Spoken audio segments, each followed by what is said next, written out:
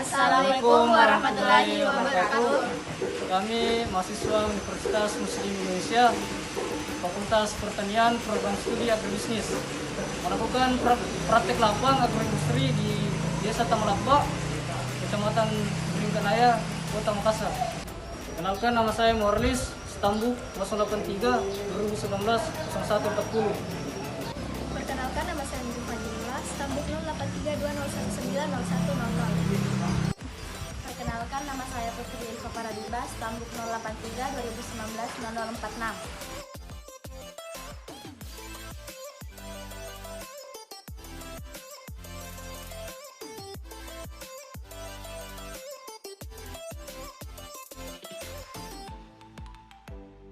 Di sini saya akan memaparkan hasil kuesioner dari praktek lapang agroindustri penggilingan beras dari kelompok kami, yaitu adapun identitas responden atas nama pemilik Haja Nelly, umur 45 tahun, pendidikan SMA, lama usaha sekitar 22 tahun, dan jumlah penggilingan ada 2.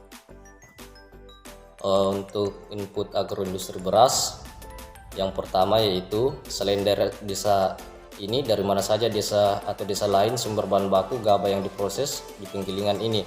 Ada di Desa Tamalapa.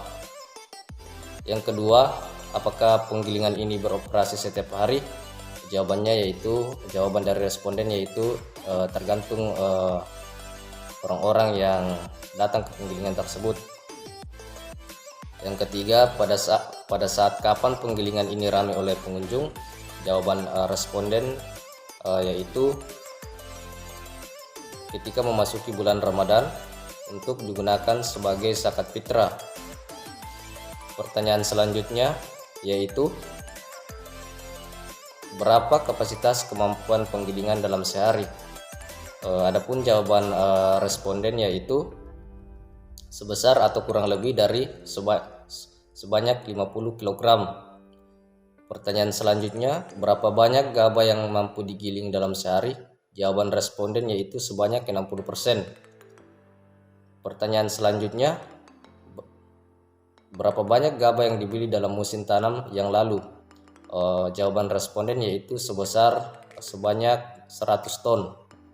Pertanyaan selanjutnya, berapa harga beli gabah tersebut?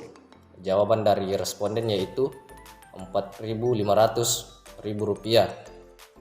Pertanyaan yang terakhir adalah berapa persen kadar air dari gabah yang akan digiling? Adapun jawaban responden yaitu harus kering. C. Sistem pasca panen. Pertanyaan pertama yaitu berapa kali panen dalam setahun di desa ini? Di Desa Tamalapa, panen dilakukan hanya 1 kali dalam setahun. Pertanyaan kedua yaitu apakah di desa ini ada kelompok panen? Ada. Dan apakah ada dari desa lain? Setiap desa memiliki kelompok panennya masing-masing.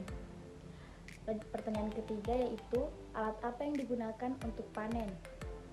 Alat yang digunakan yaitu menggunakan mesin combine. Mesin ini memiliki 3 fungsi yaitu menuai, merontokkan, dan menampi. Pertanyaan selanjutnya yaitu setelah panen, di mana gabah tersebut diletakkan dan apakah menggunakan pengalas? Jawabannya itu karena menggunakan mesin combine, gabah diletakkan dalam karung kemudian siap untuk diangkut. Selanjutnya, gabah yang sudah dirontokkan diangkut menggunakan mobil. Proses penyimpanan gabah tersebut yaitu petani membawa gabah ke tempat penggilingan. Namun kadang ada juga tempat penggilingan yang menjemput gabah dari rumah petani. Setelah digiling, gabah tidak disimpan melainkan langsung dikembalikan kepada petani. Selanjutnya itu kapan pengeringan gabah dilakukan? Pengeringan gabah dilakukan yaitu setelah panen. Dan berapa kali pengeringan untuk selanjutnya dilakukan? Selanjutnya, kondisi dan karakteristik usaha penggiling padi. 1. Sudah berapa lama usia penggiling Anda? Saya berusia 32 tahun sejak 1990. Kedua, apakah pabrik ini milik sendiri dan berapa banyak tenaga kerja yang digunakan? Pabrik ini milik keluarga dan tenaga kerjanya yaitu sebanyak 2 orang. 3. Berapa harga pembelian penggiling padi ini dan sudah berapa lama pemakaian? Harganya itu sebanyak 4 juta pada masanya dan pemakaian sudah 10 tahun. 4. Dipasarkan kemana beras hasil penggiling dan bagaimana proses pemasarannya? Mereka memiliki langganan, jadi pemasarannya itu dengan pembeli yang mendatangi tempat penggilingan. Terakhir yaitu ada berapa banyak usaha penggiling di desa ini? Di desa Tamalakba ada 3 tempat pengeringan dilakukan tergantung keadaan kadar air pada padi. Biasanya pengeringan dilakukan selama 2 hari jika tidak hujan. Selanjutnya, berapa lama gabah bertahan untuk disimpan?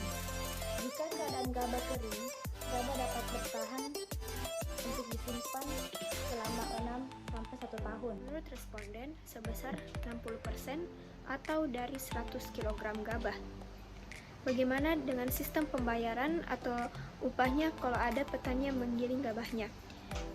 Kata responden, sistem pembayarannya dibayar menggunakan beras. Berapa harga beras per kilogram saat di penggilingan? Kata responden, bermacam-macam. Ada harganya yang 7.000 dan ada yang 8.500. Berapa banyak gabah yang dapat digiling dalam sehari? Sekitar 500 kg kurang lebih. Bagian F, dukungan permodalan.